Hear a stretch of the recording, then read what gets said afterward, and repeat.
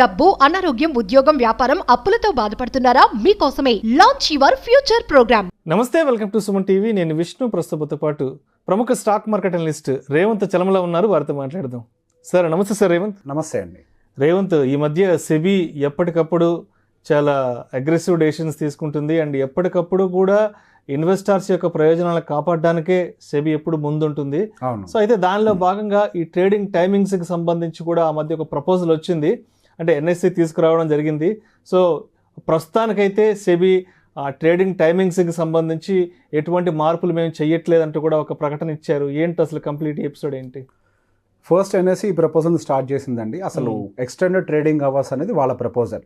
So first phase కింద మేము 6 గంటల నుంచి 9 గంటలు సుమారుగా ఆ ప్రాంతం వరకు కూడా ఎక్స్టెండ్ చేస్తాము. సెకండ్ ఫేజ్ కింద దాన్ని 11 గంటల వరకు చేస్తాము. థర్డ్ ఫేజ్ కింద ఈక్విటీ సెగ్మెంట్ని 5 గంటల వరకు చేస్తాము. This was the proposal. So proposal వెనకాల వాళ్ళు పెట్టిన రీజన్ ఏంటి అని అంటే, మనకి ఇంటర్నేషనల్ మార్కెట్స్లో అంటే మన మార్కెట్స్ క్లోజ్ అయిన తర్వాత అటు యూరోపియన్ మార్కెట్స్ రన్నింగ్లోనే ఉంటాయి.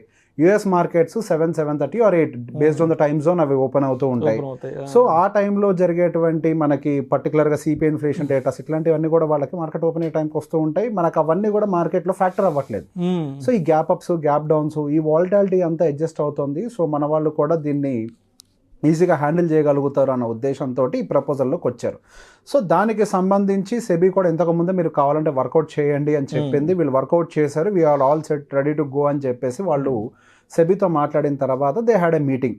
పర్టికులర్గా అందులో బ్రోకర్స్ దగ్గర నుంచి కొంతవరకు అభ్యంతరం వ్యక్తం చేశారు.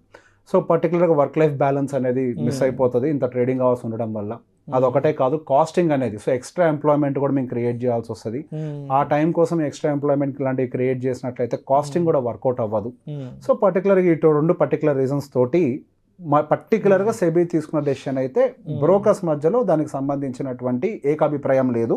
So we're not accepting for this time. ఇప్పటికైతే మేము దాన్ని ఒప్పుకోవట్లేదు అన్న విషయం మీద దాన్ని పోస్ట్ పోన్ చేసే ప్రయత్నం చేశారు. సో దానికి సంబంధించి సెబీ కంటే ముందు నుంచి కూడా చాలా మంది ట్రేడర్స్ కూడా, ఫుల్ టైం ట్రేడర్స్ ఎవరైతే ఉన్నారో, ఇది కరెక్ట్ కాదు, చాలా మంది ఆరోగ్యాలు దెబ్బతింటాయి. అట్లీస్ట్ 3:30 వరకు ఉంటే వర్కింగ్ ప్రొఫెషనల్స్ రావట్లేదు ఇందులోకి. మీరు 5 నుంచి 6 నుంచి స్టార్ట్ చేసినట్లయితే వర్కింగ్ ప్రొఫెషనల్స్ కూడా ఇందులోకి ఎంటర్ అయ్యి, కాలేజ్ స్టూడెంట్స్ కూడా ఇందులోకి ఎంటర్ అయ్యి డబ్బులు పోగొట్టుకోవడానికి అవకాశాలు ఉంటాయి. సో బేసిక్గా అదొక మంచి చర్యలాగైతే చూడలేము. అండ్ దాంతో పాటుగా ట్రేడర్స్ యొక్క పర్సనల్ లైఫ్ పూర్తిగా డ్యామేజ్ అయిపోతుంది, వాళ్ళ ఆరోగ్యం కూడా డ్యామేజ్ అయిపోతుంది అని చెప్పేసి ట్రేడర్స్ దగ్గర నుంచి కూడా చాలా వ్యతిరేకత వచ్చింది. సో ఓవరాల్గా ఒక రకంగా చెప్పాలి అని అంటే వర్క్ లైఫ్ బ్యాలెన్స్ దృష్టిలో పెట్టుకొని బ్రోకర్స్ కూడా దీన్ని అవాయిడ్ చేయడం అనేది ఒక రకంగా మంచిగానే జరిగిందని అనుకోవాలి. రైట్. అండ్ అదేవిధంగా సెబీ నుంచి మరొక అప్డేట్ కూడా రావడం జరిగింది.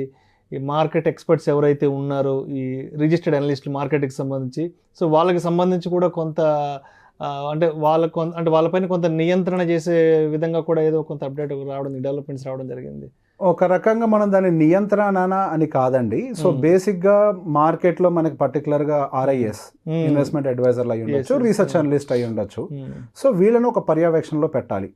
ఇది మేజర్ వాళ్ళ యొక్క మెయిన్ ఇంటెన్షన్.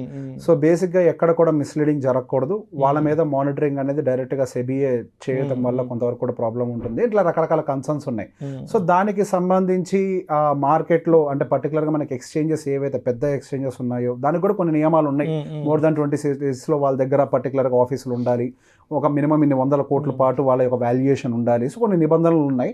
సో ఏ ఎక్స్చేంజెస్ అయితే అవి ఉన్నాయో వాళ్ళకి వాళ్ళ రెగ్యులేషన్స్కి సంబంధించినటువంటి కొన్ని బాధ్యతల్ని అప్పచెప్పుతాము అని చెప్పి తీసుకొచ్చారు. ఒక రకంగా డీసెంట్రలైజేషన్ ఆఫ్ వర్క్ కింద మనం దీన్ని చూడొచ్చు.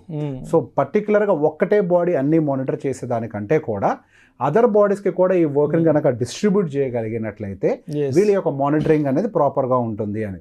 అండ్ దాంతోపాటుగా మనం గమనించినట్లయితే ఈవెన్ కొంతమంది, నేను అందరూ అని చెప్పట్లేదు, కొంతమంది రిజిస్టర్డ్ అడ్వైజర్స్ దగ్గర నుంచి కూడా కొన్ని సమస్యల్ని రీటైలర్స్ ఎదుర్కొంటున్నటువంటి సమస్యలు ఉన్నాయి. సో బేసిక్గా వీటన్నిటిని కంట్రోల్ చేయడమే. మీరు ఇందాకే ఫస్ట్లో ఒక మాట అన్నారు, రీటైలర్స్ యొక్క ప్రయోజనాలను దృష్టిలో పెట్టుకొని సెబీ చాలా చర్యలు చేపడుతోంది అని చెప్పి. సో ఇది కూడా ఒక రకంగా రీటైలర్స్ యొక్క ప్రయోజనాలని ఆల్రెడీ ఎవరైతే రిజిస్టర్డ్ అడ్వైజర్స్ కానీ అనలిస్టులు కానీ ఉన్నారో వాళ్ళని పర్యవేక్షించడం కూడా చాలా ఇంపార్టెంట్. లైసెన్స్ ఇచ్చేస్తున్నారు. లైసెన్స్ ఇచ్చిన తర్వాత వాళ్ళ యొక్క యాక్టివిటీ ఎలా ఉంది అనేది పర్యవేక్షించడం, ఇది కూడా చాలా ఇంపార్టెంట్. సో ఈ యొక్క పర్యవేక్షణ చర్యలన్నీ కూడా ఎక్స్చేంజెస్ లెవెల్లో నుంచే స్టార్ట్ అవుతాయి. వాళ్ళకి అప్పచెప్పాలి అన్న దాంట్లో వాళ్ళు ఈ చర్యలను తీసుకొచ్చే ప్రయత్నం చేస్తున్నారు. రైట్. సో మొత్తానికి ఏ విధంగా చూసినా లాస్ట్ 2-3 సంవత్సరాల నుంచి ఇన్వెస్టర్స్ యొక్క ప్రయోజనాలను కాపాడడానికి సెబీ ఎప్పుడు ముందే ఉంటుంది, ఎప్పటికప్పుడు కొత్త డెవలప్మెంట్స్ని తెర మీదకి తీసుకొస్తూనే ఉంటుంది. ఇంతకు ముందుతో పోలిస్తే ఒక రకంగా ఇప్పుడు సెబీ ఒక ఇండివిజువల్ బాడీ లాగా యాక్ట్ చేస్తుందండి. Actually SEBI is an individual body and they have to act like an individual body. And వాళ్ళు ఇంతకు ముందుతో కంపేర్ చేస్తే చాలా మటుకు ఈ ఫైనాన్షియల్ క్రైమ్స్ ని బయటికి తీసుకొచ్చి జనాలకు అవేర్నెస్ తీసుకొచ్చే ప్రయత్నం చేయడంతో పాటు ఈ రిజిస్టర్డ్ పీపుల్ ఎవరైతే ఉన్నారో వాళ్ళని కూడా కంట్రోల్ చేసే ప్రయత్నం చేస్తున్నారు. అలానే ఫిన్ ఇన్ఫ్లుయెన్సర్స్ మీద కూడా కొన్ని నియమ నియంత్రణలు తీసుకొచ్చే ప్రయత్నం కూడా చేస్తున్నారు. వాళ్ళను కూడా చాలా రకాలుగా మానిటర్ చేసే ప్రయత్నం చేస్తున్నారు. సో బేసిక్ ఇప్పుడు వాళ్ళ వల్ల జరిగినటువంటి మిస్గైడెన్స్ వల్ల ఈ రీటైల్ సెగ్మెంట్ ఎంత నష్టపోతున్నారు అనేది మనం రోజుకు ఒక న్యూస్ చూస్తూనే ఉంటున్నాం. అంటే పెట్టి తెలియక వాళ్ళు ఎంట్రీ చెప్తారు, వాళ్ళు సరదాగా వచ్చి స్టాక్ బాగుంది అని చెప్పేసి ఒక ఎంట్రీ చెప్పేస్తారు. ఎంట్రీ చెప్పేసి వెళ్ళిపోయిన తర్వాత ఎక్కడ ఎగ్జిట్ అవ్వాలి, ఎక్కడ ప్రాఫిట్ బుక్ చేయాలి, తర్వాత ఫండమెంటల్ చేంజ్ చేయాలి, తర్వాత టెక్నికల్ చేంజ్ చేయాలి, మీరు ఎవరు చేయబెట్టుకొని నడిపించేది కాదు. సింపుల్ గా వాళ్ళ వ్యూస్ కోసం వచ్చే డబ్బుల కోసం ఏదో ఒక ప్రయత్నం చేశారు, అని వాళ్ళు తప్పని అనట్లే. బట్ కానీ అదొక రాంగ్ గైడెన్స్ లోకి వెళ్ళి దెబ్బతినే రీటైలర్స్ కూడా చాలా మంది ఉన్నారు. సో అన్నిటి మీద మనకు నియంత్రణ ఉండాలి. మీరు గమనించినట్లయితే రీసెంట్ గా చాలా మంది ట్రైనర్స్ కి సంబంధించి కూడా చాలా సీరియస్ గా చర్యలు తీసుకుంటుంది సెబీ. ఎవరైతే ఇట్లా జస్ట్ ఏదో మేము స్ట్రాటజీస్ అమ్ముతున్నామని చెప్పి ఫేక్ స్ట్రాటజీలు నమ్మి డబ్బు కొన్ని వందల కోట్లు సంపాదించిన వాళ్ళని అరెస్ట్ చేసింది, వాళ్ళకి సంబంధించిన అకౌంట్లను సీజ్ చేసింది, ఇట్లా చాలా మంది సస్పెండ్ చేసింది. ఇట్లా రకరకాలుగా కూడా సెబీ చాలా మంచి చర్యలు తీసుకుంటుంది. బట్ ఇప్పటికీ కూడా కొంత ఆశ్చర్యకరమైన విషయం ఏంటి అని అంటే అన్ని రకాల చర్యలు తీసుకుంటున్నప్పటికీ ఇంకా టెలిగ్రామ్ లో చాలా గ్రూప్స్, పెయిడ్ గ్రూప్స్ యాక్టివ్ గానే ఉంటున్నాయి.